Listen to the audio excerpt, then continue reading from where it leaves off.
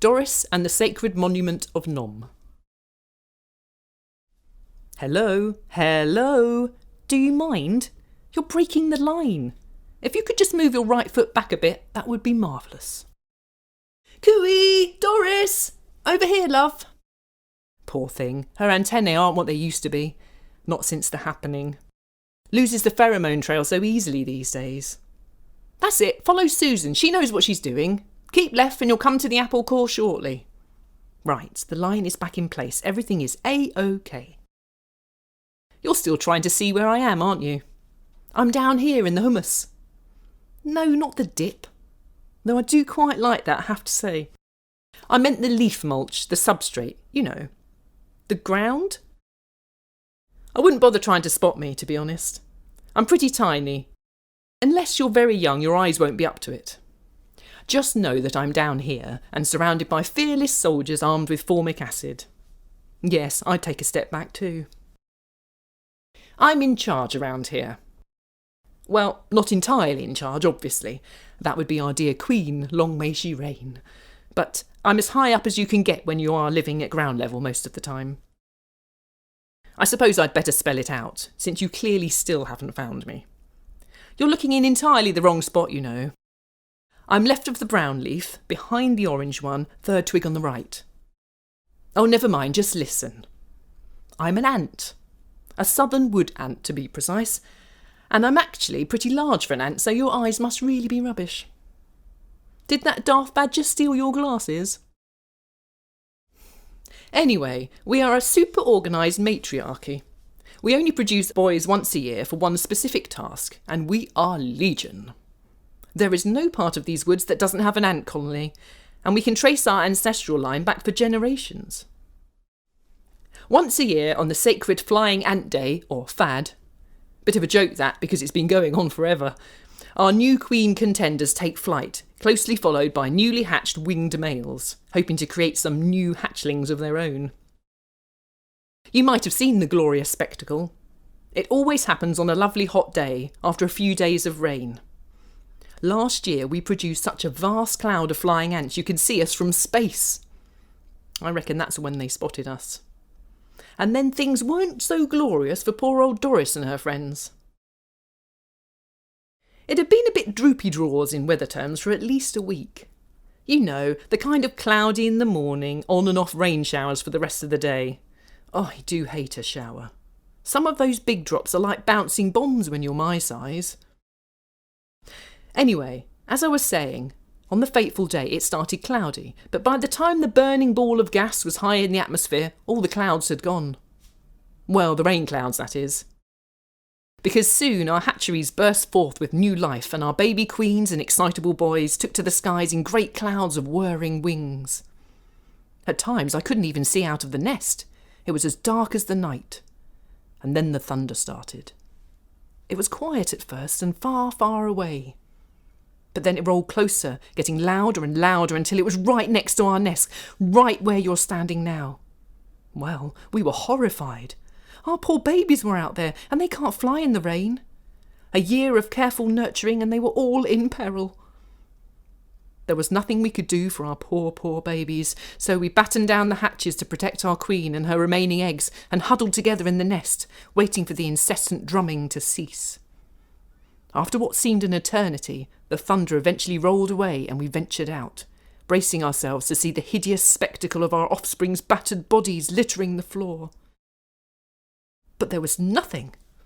Not a single limb or wing snapped off by the raindrops. We even did a quick recce over to the next colony, and again there wasn't a single casualty. It seemed that Flying Ant Day had gone without a hitch after all. However, as we were on our way back, we noticed the UFO, along with a lot of detritus. Detritus. Good word, that.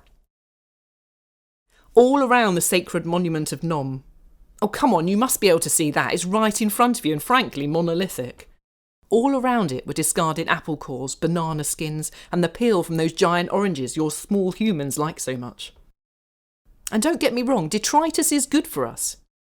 We love a good old bit of detritus. In fact, I rallied the troops immediately, laid some pheromone lines to and from the nest, and we started recovering all the food for the colony, quick sharp. But it wasn't just detritus, no. There were other things. Giant rustly envelopes with orange dust inside. Cavernous swimming pools coated with, surprisingly delicious, white goo. And the UFO itself. It was under the Sacred Monument of Nom. How they flew it there, I don't know. And the shade of green, almost blinding it was. Stuck out like a sore thumb lying there, cracked open like a great broken egg. I suppose it was the aliens' feeble attempt at camouflage. We kept our distance at first, but then the craft was emitting such a sweet, unusual and unknown aroma, I quickly volunteered Doris to investigate, along with Susan and the rest of Platoon B. Off they marched into the gaping maw of the beast, Doris bravely leading the charge. Just as the last of the platoon had disappeared inside, the thunder started again. Faintly at first, and then louder and louder. We called for Doris to come back out, to retreat to safety, but the thunder grew so loud she couldn't hear us, and we had no choice but to retreat once more into our nest. When the thunder eventually stopped and we ventured out, the UFO had gone. Doris and her plucky crew disappeared for 40 days and 40 nights. We thought she was gone for good. Then one day the thunder came, and the thunder went, and Doris was returned. Her left antenna was a bit lopsided, but she seemed to be mostly okay. And did she have a story to tell? Actually, I'll get her to tell it to you herself. Doris! Cooey! Come over here, please. Hi. I'm Doris, and I was abducted by aliens. Did they probe me? No, they did not. They actually treated us very well. The initial flight was terrifying, though. As soon as we took off, we were plunged into full blackout. Susan screamed, and then Martha accidentally let out a bit of formic. But I don't blame her, to be honest. Once the velvet darkness descended, the flight became very rocky. You know, like mega turbulence. I suppose that was when we left the atmosphere and entered space proper. We were thrown hither and thither and thon. Sorry, I've always wanted to say that. Heard Al say it once and it's been stuck in my head ever since. Where was I? Oh yes, turbulence. That's when Sally got coated in the goo that was stuck in the corner of the craft, but she managed to eat her way out of it. Then suddenly all the lights were on and we were stationary, landed safely on their planet. There was a terrible screaming sound when the ship's doors initially opened, and I think they were faulty because they closed shut immediately. That's when my antenna got squished. Then the door opened again, more slowly this time.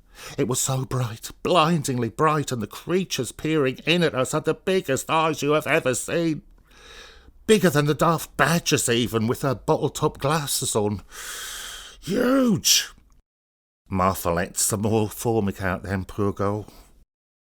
We were in the craft for many long hours, but the detritus sustained us. Then, without warning, the craft took off once more at great speed.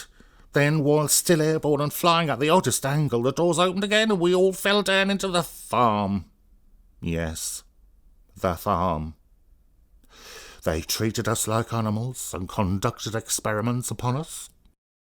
Trapped between two vertical glass plates we were, in soil and sand and leaves. Martha said we should stay up top and wait for rescue, but I was worried about woodpeckers, or whatever the alien equivalent might be. I suggested we try to create a nest, if anything just to keep busy. Well, I'm not good at just waiting around. We tried and tried to build, but there weren't any pine needles to be found, and there was hardly room to swing an aphid between the two glass walls. At times we were almost calm, accepting our fate and working away together, singing our construction songs. But then the giant eyes would come so close to the walls, so very near to our faces. And night fell so fast on their planet. 1 minute the suns were burning as bright as the hottest summer day, and then, poof, pitch black. At least the eyes were gone then. And then suddenly one day we were transferred to a new spaceship. Spotless it was. And the journey this time was smooth. The lights stayed on, but the walls of the ship were cloudy so we couldn't see out. We huddled together and tried to keep Martha calm. When the door opened, we couldn't believe our eyes. Was that the Sacred Monument? Our Sacred Monument! Well, we scurried out and called out for help. And that's when I heard Doris. I came running immediately, of course, laid the line and got them back into the nest. And now, when the thunder comes, we stay in our nests and follow the strict snack protocol. Stay near ant colony. We remain ever vigilant, and we're proud to say that it's been 472 days without any alien abductions. Doris and the Sacred Monument of Nom was written and read by Ribs Norman, with Anthony Hall as Doris. Help create a Wilder Kent. Text Wilder Kent to 70470 and donate £5 today.